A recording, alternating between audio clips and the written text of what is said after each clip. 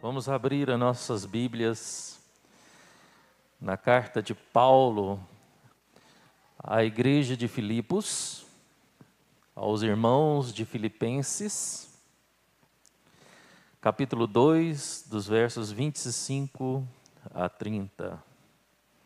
A carta de Paulo à igreja de Filipos, aos irmãos de Filipenses,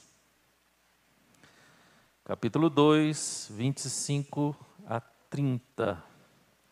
Nós estamos, depois de trabalharmos o propósito da carta, nós trabalhamos essencialmente o princípio da unidade cristã, no capítulo 1. Agora nós estamos trabalhando o exemplo de Cristo na pessoa de Paulo, falamos na pessoa também de Timóteo, e hoje nós vamos falar na pessoa de Epafrodito. Epafrodito. Lembrando, irmãos, que Filipos ficava na região da Macedônia, onde hoje é a Grécia. Foi a igreja de Filipos foi fundada na segunda viagem de missionário de Paulo, naquela região. Foi a primeira igreja cristã da Europa, foi nessa região ali da Macedônia, na Grécia. Tá joia? Foi a primeira igreja cristã plantada por Paulo, ali onde hoje é a Grécia, província da Macedônia, desculpa, irmãos, província da Macedônia. Então vamos ler, acompanhe a leitura. Paulo falando, a igreja de Filipos, 25, verso 25. Julguei, todavia, necessário mandar até vós Epafrodito, por um lado, meu irmão, cooperador e companheiro de lutas, e por outro lado, vosso mensageiro e vosso auxiliar nas minhas necessidades, visto que ele tinha saudade de todos vós e estava angustiado, porque ouvistes que adoeceu. Com efeito, adoeceu mortalmente. Deus, porém, se compadeceu dele, e não somente dele, mas também de mim, para que eu não tivesse tristeza sobre tristeza. Por isso, tanto mais me apresso em mandá-lo, para que, vendo-o novamente, vos alegreis, e eu tenha menos tristeza. Recebei-o, pois, no Senhor, com toda a alegria, e honrai sempre a homens como esse, visto que por causa da obra de Cristo, chegou ele às portas da morte, e se dispôs a dar a própria vida para suprir a vossa carência de socorro para comigo. Oremos, irmãos. Pai querido Deus, te louvamos e agradecemos e exaltamos o teu santo nome. Bendizemos, ó Deus, pela tua palavra que foi lida, e agora te pedimos, Deus, nos auxilie com o teu Espírito Santo. Sabemos, ó Deus, que a tua palavra tem duas naturezas.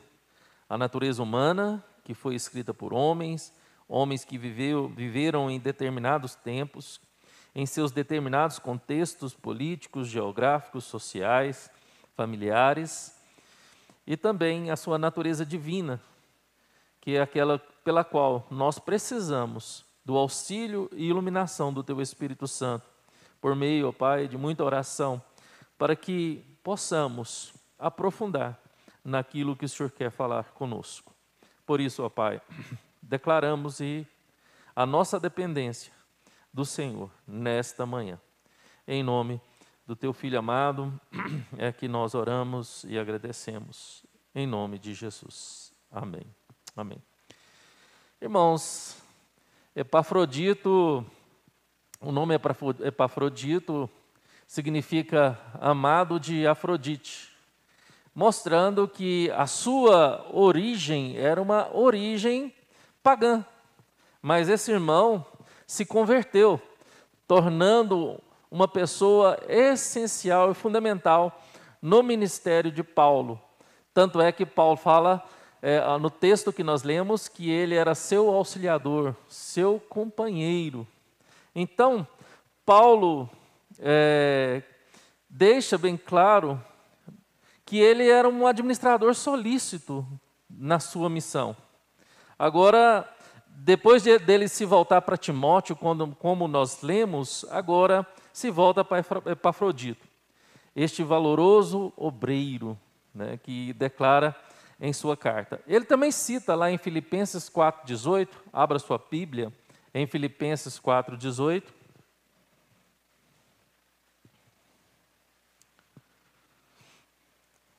Filipenses 4,18. Esse valoroso obreiro. Vou ler, os irmãos acompanhem daí. Vamos seguir devagarzinho, da forma que nós fizemos também em relação a Timóteo e a Paulo. Então aqui está. Recebi tudo e tenho abundância. Estou suprido, desde que Epafrodito me passou às mãos o que me veio de nossa parte como aroma suave. Estou suprido desde que Epafrodito me passou às mãos o que me veio de vossa parte como aroma suave. Irmãos, quando a gente fala de auxiliador, quando a gente fala de companheiro, até ontem no encontro de casais, o reverendo Érico citou que nós não apenas temos no nosso enlaço conjugal a figura de companheiro e auxiliador, muito mais, eu achei tão interessante porque eu vejo muito mais também nesse aspecto. Porque quando a gente percebe alguns encontros de casais, a maioria dos encontros de casais, eles vão muito para o lado do prazer sexual do que para essa questão, né, que por muito mais do que o prazer sexual, né, se vê a questão do prazer em ter um companheiro, em se ter um auxiliador idôneo. Então, aí ele também citou ontem que isso não é só para o enlace conjugal, não é só para o matrimônio, para o casamento, mas também para a vida. E ao olhar para a vida de Epafrodito, principalmente no verso 18, nós vemos claramente Paulo declarando isso, que Epafrodito foi esse homem no qual o auxiliou na sua jornada missionária. Ele era o homem que ele recebia o recurso da igreja de Filipos, dos irmãos filipenses, e levava esses recursos ao auxílio, para suprir as necessidades de Paulo. E a gente vem, irmãos, quando a gente estuda a carta de Paulo aos filipenses, nós vemos que a carta é denominada a carta da alegria, por quê, irmãos?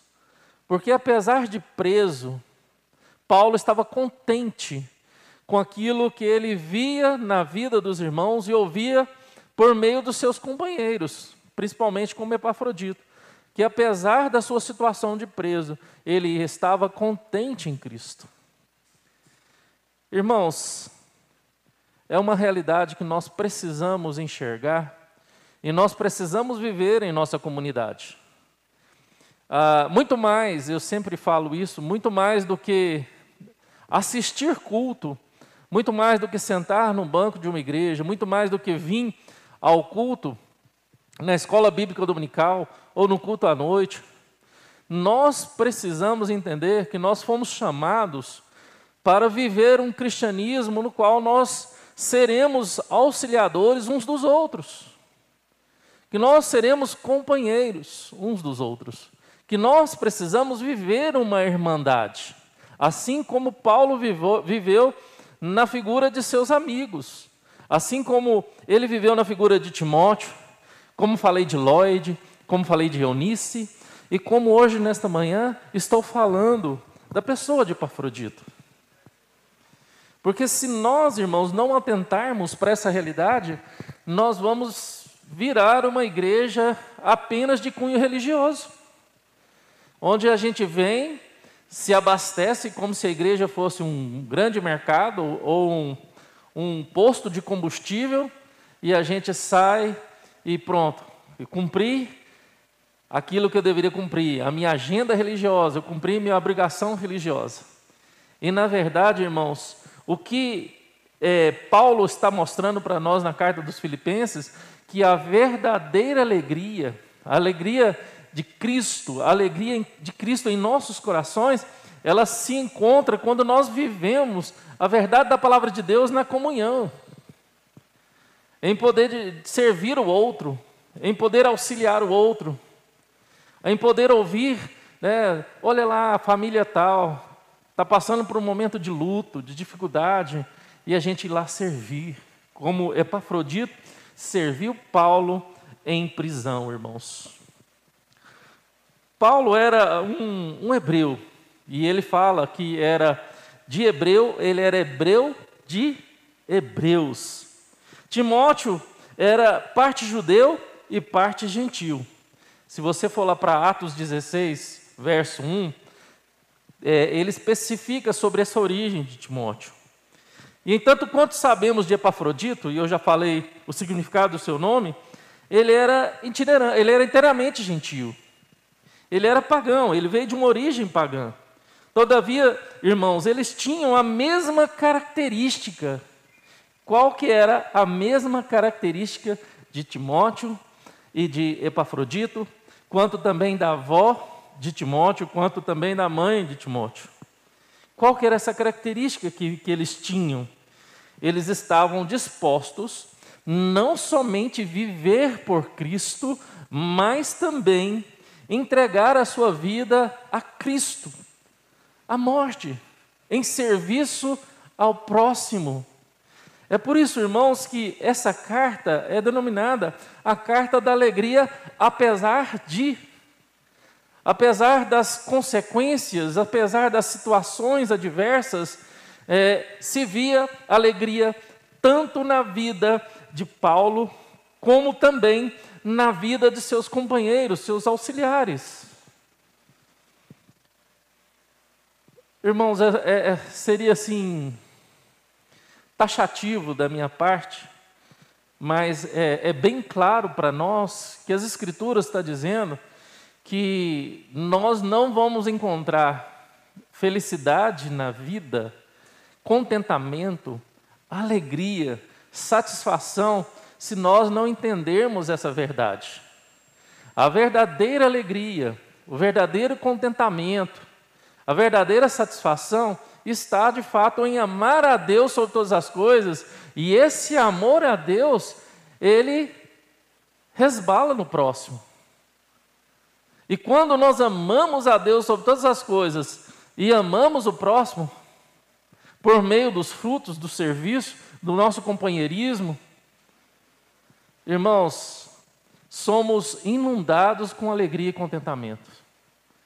Somos de fato inundados com satisfação, porque de fato nós encontramos o nosso propósito. Qual que é o propósito, irmãos, de todo crente?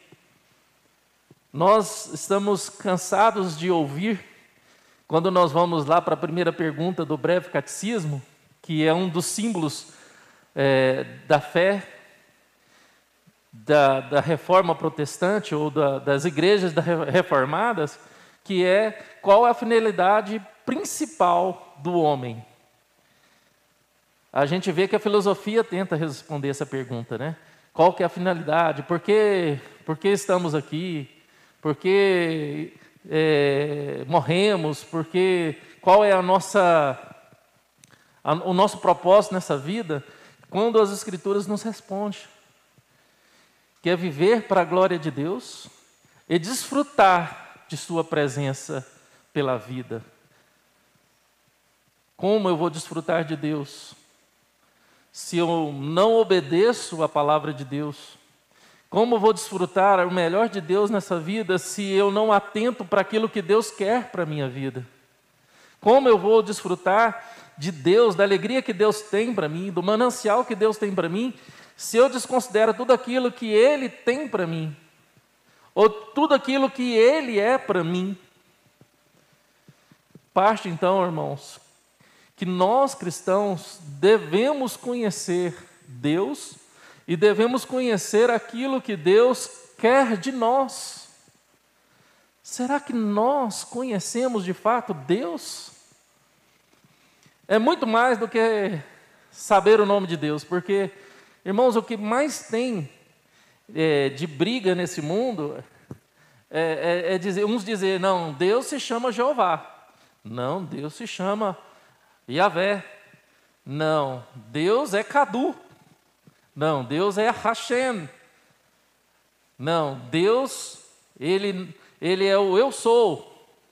Essa semana eu vi uma briga de dois rabinos, um ortodoxo e um messiânico, dizendo que quando Deus falou na sarça ardente que eu sou o que sou, o termo hebraico ali é eu serei o que serei. E ali virou uma encrenca tão grande entre esses dois rabinos, por causa de uma variante hebraica. Irmãos, o importante não é saber o nome de Deus. O importante não é saber a teologia, mas de fato conhecer esse Deus. Conhecer essa vontade de Deus. Saber o que esse Deus quer para a sua vida. Isso vai muito mais e muito além daquilo que você quer para você, do que você quer para a sua família, o que você quer de Deus para você. E o desafio irmãos, conhecer a Deus. Quem é esse Deus? Será que eu conheço esse Deus? Será que eu procuro conhecer esse Deus nas Escrituras Sagradas?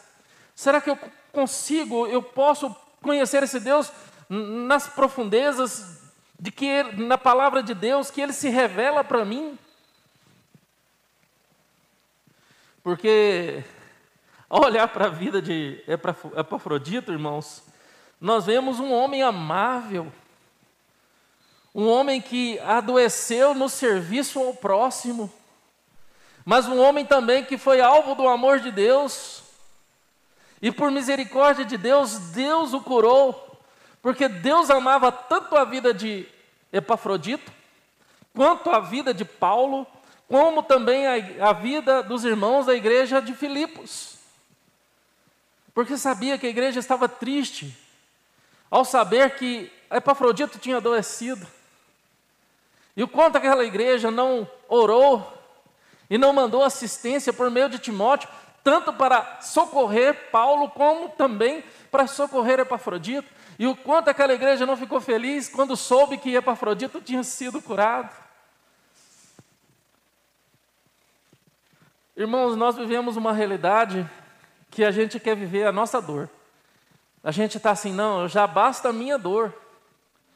Muita gente tem sido egoísta até mesmo na dor. Já basta minha dor, já basta o meu sofrimento, já basta minhas lutas, agora eu tenho que me importar com a luta, o sofrimento e a dor do outro. E quando a gente olha para a vida de Epafrodito, a igreja de Filipos, Paulo, Timóteo, Eunice, Lloyd, como nós falamos no domingo passado, nós vemos que o verdadeiro cristianismo, a essência da fé, aquilo que Deus quer de mim, de você, além de conhecer a Ele, é de fato que nós nos importemos com a dor do outro.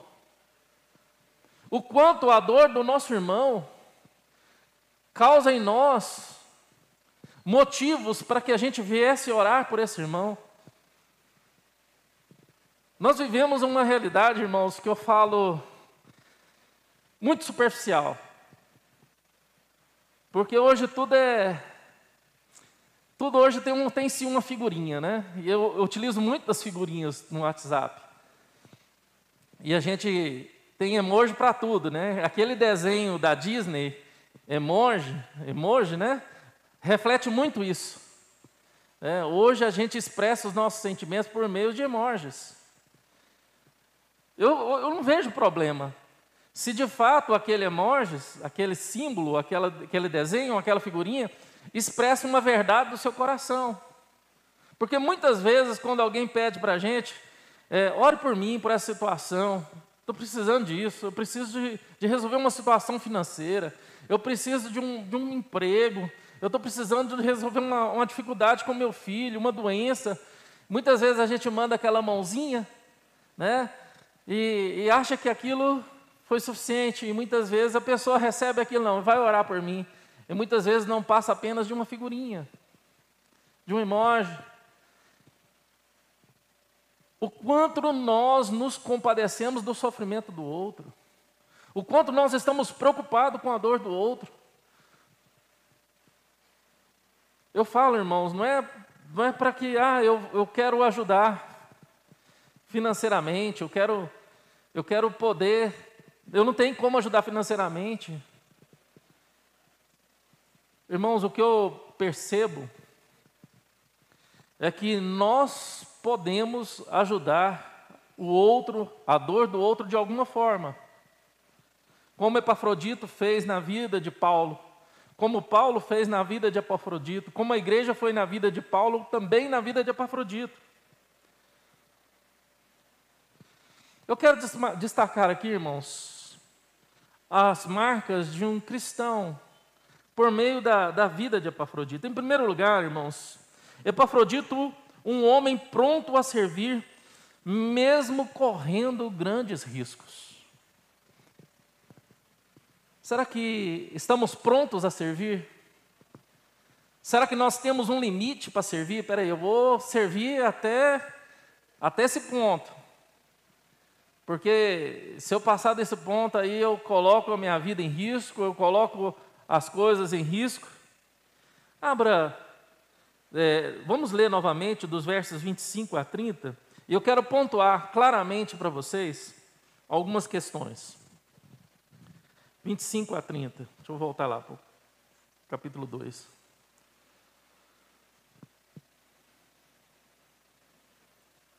Julguei, todavia, necessário mandar até vós Epafrodito, por um lado meu irmão, cooperador e companheiro de lutas, e por outro vosso mensageiro, vosso auxiliar nas minhas necessidades, companheiro de lutas e auxiliar nas necessidades de Paulo. Vamos lá, visto que ele tinha saudade de vós e estava angustiado, porque ouvistes que adoeceu. A primeira questão, irmãos, que vemos aqui, além da questão emocional, vemos aqui que ele tinha a questão de uma doença. Algo que limitou ele no serviço de cooperar com Paulo e cooperar com a igreja. E aí vai, com efeito adoeceu mortalmente. Deus, porém, se compadeceu dele, e não somente dele, mas também de mim, para que eu não tivesse tristeza sobre tristeza. Por isso, tanto mais me apresso em mandá-lo, para que, vendo novamente, vos alegreis, e eu tenha menos tristeza. Recebei-o, pois, no Senhor com toda alegria, e honrai sempre homens como esse, visto que por causa da obra de Cristo, chegou ele às portas da morte, e se dispôs a dar a própria vida para suprir a nossa carência de socorro para comigo, para suprir a vossa carência de socorro para comigo. Irmãos, Epafrodito foi o portador da oferta da igreja de Filipos. Ele foi o portador dessa oferta a Paulo, e o portador da carta de Paulo à igreja de Filipos, irmãos. Ele viajou de Filipos a Roma para levar a oferta à igreja, para levar suprimentos para Paulo. Ele fez essa viagem, eu não sei quantas vezes, mas ele fez essa viagem. E em uma dessas viagens, ele adoeceu e não conseguiu voltar. E a igreja ficou sabendo dessa morte, dessa doença para a morte. E Paulo chama esse irmão cooperador, companheiro de lutas. Irmãos, o quanto estamos dispostos a caminhar pelo outro? O quanto estamos dispostos a caminhar na assistência ao outro? O quanto estamos dispostos a servir o outro em suas dificuldades? O quanto estamos dispostos a ser uma ponte para o ministério de alguém? Essa semana eu recebi uma solicitação de um grupo missionário e esse grupo missionário, ele tem o objetivo de alcançar e ajudar missionários que estão com problemas de enfermidades. E a primeira imagem que eles colocaram foi da irmã Rosa Delpino e do pastor Carlos Delpino, que estão com Covid na Espanha, adoecidos. Lá parece que ela já está de alta e ele ainda está internado. E tanto na solicitação de oração por parte da igreja, de levantar grupos que se dediquem em oração, que seja de fato, se levante uma grande aliança para que se faça um clamor pela saúde dos irmãos, mas também de forma financeira. Então, assim, de lá para cá, irmãos, eu tenho recebido tanta mensagem e tanto pedido de socorro a missionários que se encontram doentes, missionários que se encontram hospitalizados, missionários que se encontram com problemas de saúde, tanto em instituições como hospitais, quanto na sua própria casa. E a gente percebe, irmãos, que isso não está longe da gente. Isso não se encontra só lá na Espanha. Missionários doentes não se encontram em outros lugares, mas na nossa comunidade, se a gente prestar atenção, a gente encontra pessoas que precisam. Pessoas que estão doentes emocionalmente, pessoas que precisam de alívio, de uma palavra amiga, de um abraço, de uma visita, de uma palavra, de uma ligação.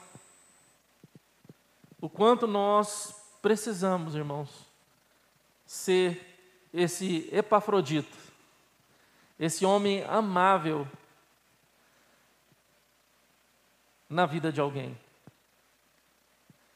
A segunda questão que nós percebemos aqui, irmãos, em segundo lugar, Epafrodito, um homem pronto a servir a igreja de Cristo. Ele era um homem pronto a servir a Paulo, ele era um homem pronto a servir a qualquer irmão, mas ele também era um homem pronto a servir a igreja de Cristo. É a parte B do verso 25, está assim, irmãos, parte B do verso 25. Cooperador e companheiro de lutas, e por outro lado, vosso mensageiro, vosso auxiliar nas minhas necessidades. Então ele era o quê, irmãos? Ele era instrumento da igreja. Ele era aquele que servia também a igreja de Filipos, irmãos. Ao olhar para a vida de Epafrodito, irmãos, Paulo descreve esse irmão de duas maneiras aqui, ao serviço da igreja. Primeiro, ele era um mensageiro da igreja. Ele era aquele que a palavra apóstolos também se dirigiam a ele. Ele era um mensageiro, ele era um enviado da igreja. Ele era um irmão simples. Ele era um membro como eu, como você. Mas ele sabia que todo cristão era enviado, tanto para levar a mensagem de Deus, o amor de Deus, por meio de palavras, como também do auxílio. Do auxílio, irmãos. Ele era auxiliar da igreja para ajudar Paulo, irmãos. Qual é o propósito, irmãos? A gente falou qual é o propósito do cristianismo, o propósito cristão. Qual que é o propósito da igreja? Qual deveria ser o propósito da igreja? Qual deve ser o alcance da igreja por meio dos seus membros? Eu trouxe para o conselho da igreja, esse ano, uma proposta de que a gente consiga, a cada vez mais, aumentar a porcentagem da nossa contribuição com missões. Para que metade, né, Marcos? Chegar a um ponto de metade da arrecadação da igreja se voltasse para missões. É um desafio, irmãos, mas isso, de fato, é aquilo que a palavra de Deus espera de sua igreja, das comunidades locais. Qual é a diferença que nós fazemos no bairro onde nós estamos inseridos? Qual é a diferença que nós fazemos na cidade? O que a cidade, ao olhar para a nossa igreja, para a quarta igreja presbiteriana, consegue ver? E nós precisamos ver isso, irmãos. Qual é a nossa influência? A Fátima fala, né, que lá o pessoal pergunta muito pela quarta igreja. A Fátima fala da quarta igreja lá no Paraná, lá onde ela faz as missões, que é no interior do Paraná, né, lá na zona rural de Paraná. Lá eles sabem, né, o que é a quarta igreja, e sabem que a quarta igreja está sendo usada por Deus para alcançá-los lá por meio da vida da Fátima e da vida da Linda. E agora nós estamos com esse projeto de missões urbanas, irmãos, lá no Vale das Laranjeiras, no qual no último impacto, a gente reuniu 150 crianças, mais adultos. E nós precisamos, irmãos, como igreja, fazer a diferença, tanto no bairro, quanto também na cidade. E nós, como membros dessa pequena comunidade local, precisamos nos envolver nos trabalhos, para que vivamos a palavra eclesia, chamados para fora. Eu sei que eventos é bom, sei que o encontro de casal ontem foi bom, mas nós precisamos entender, irmãos, que todo evento que a igreja fizer precisa ser de cunho evangelístico. De cunho evangelístico. Você precisa entender, irmãos, que você precisa falar do amor de Cristo, e as pessoas precisam sentir o amor de Cristo aqui nessa comunidade local. Elas precisam sentir abraçadas por Cristo aqui. Elas precisam sentir esse amor de Cristo aqui.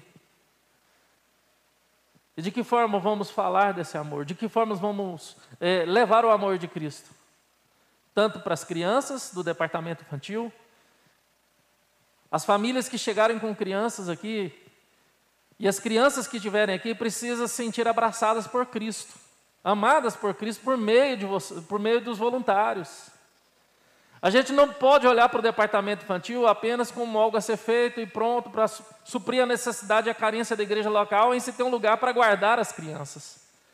Não é um lugar para guardar as crianças ou para entreter as crianças. É um lugar para amar as crianças, para sentir o amor de Cristo aqui, para impactar essas crianças, para que quando elas forem mais velhas, elas possam ser como Epafrodito, servir também e amar com o amor de Cristo.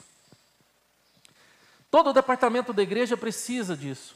A junta diaconal, a UPH, a SAF, que é Sociedade Auxiliadora Feminina, a UPH, que é Homens Presbiterianos, a União de Homens Presbiterianos, Presbiteriana de Homens.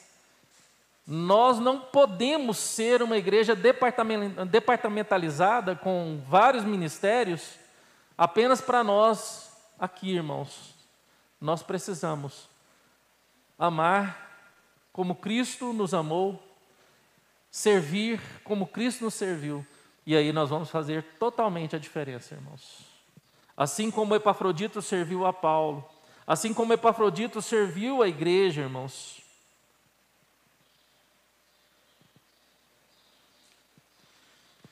Epafrodito era um homem comum, sem imunidades especiais. Era um homem como eu e você, sujeito às nossas fraquezas, sujeito a doenças, a enfermidades emocionais, sujeito a vírus e situações adversas como nós somos sujeitos. Mas Epafrodito tinha uma igreja que o amava. Tinha uma igreja que o amava, irmãos que o amavam. Epafrodito sabia que tinha companheiros que lhe sustentaria, assim como ele foi sustento da igreja, sustento de Paulo, irmãos. E é um desafio para nós, irmãos, entender que apesar das nossas fragilidades, apesar das nossas fraquezas, dos nossos pontos frágeis, nós temos em quem nós segurarmos. Nós temos irmãos, nós temos uma família, nós temos uma comunidade que foi chamada para amar, acolher e alcançar pessoas com o amor de Cristo. Assim como foi a vida de Epafrodito, conhecido pelo nome amado de Afrodite, mas na verdade ele foi amado por Deus, amado por Cristo, amado pela igreja, porque de fato ele amou a Deus sobre todas as coisas e o próximo como a si mesmo. Amém, irmãos?